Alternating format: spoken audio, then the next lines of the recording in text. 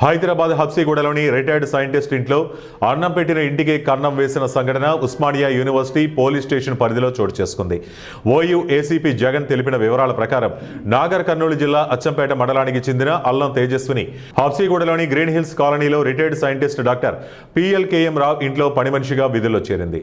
అయితే ఆర్థిక ఇబ్బందుల్లో ఉన్న అల్లం తేజస్విని ఇంట్లో ఉన్న బంగారాన్ని దొంగిలించి ఆర్థిక ఇబ్బందుల్లో నుంచి గట్టెక్కాలని నిశ్చయించుకుంది. ఈ నెల 23న ఇల్లు శుభ్రం చేస్తున్న సమయంలో ఇంటి యజమాని కల్లుగప్పి సుమారు 9 తులాల బంగారు ఆభరణాలు దొంగిలించింది.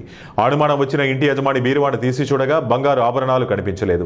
దీంతో కంగారు పడ్డ ఇంటి యజమాని ఓయూ పోలీస్ స్టేషన్లో ఫిర్యాదు చేశాడు.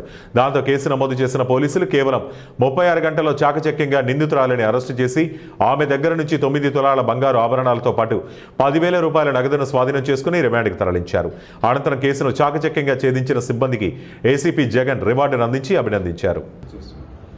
ఒక విజ్ఞప్తి చేస్తున్నా, ఎవరిని కూడా నమ్మి ఇంతకుముందు కూడా నేపాల్ గ్యాంగ్ ఇట్లానే సేమ్ పరిచయాలు పెంచుకొని నేపాల్ వాళ్ళు మేము పనిచేసుకుంటామని భార్యాభర్తలు వచ్చేసేసి వాళ్ళను ఇంట్లో ఉన్న ఒకవేళ ఏజ్డ్ పర్సన్స్ ఉంటే వాళ్లకు మత్తు మంది ఇచ్చేసి పూర్తిగా ఆభరణాలు దొంగిలించిన సందర్భాలు కూడా ఉన్నాయి. అట్లాగే ఐసోలేట్ ఉన్న ఇళ్లలో తాళం వేసిన తర్వాత లేదంటే ఫంక్షన్కి వెళ్ళినప్పుడు కూడా ఇదే విధంగా దొంగతనాలు చేసుకొని పారిపోయిన దాఖలాలు ఉన్నాయి. అందుకనే పనికి పెట్టుకునే క్రమంలో వాళ్ళ ఆధార్ కార్డు, వాళ్ళ పూర్వపరాలు మొత్తం తెలుసుకొని వాళ్ళ సబ్జెక్టు డీటెయిల్స్ అన్ని తెలుసుకొని దయచేసి మీరందరూ అందులో పని పెట్టుకోవాలని చెప్పి కోరుచున్న ప్రజలకు విజ్ఞప్తి.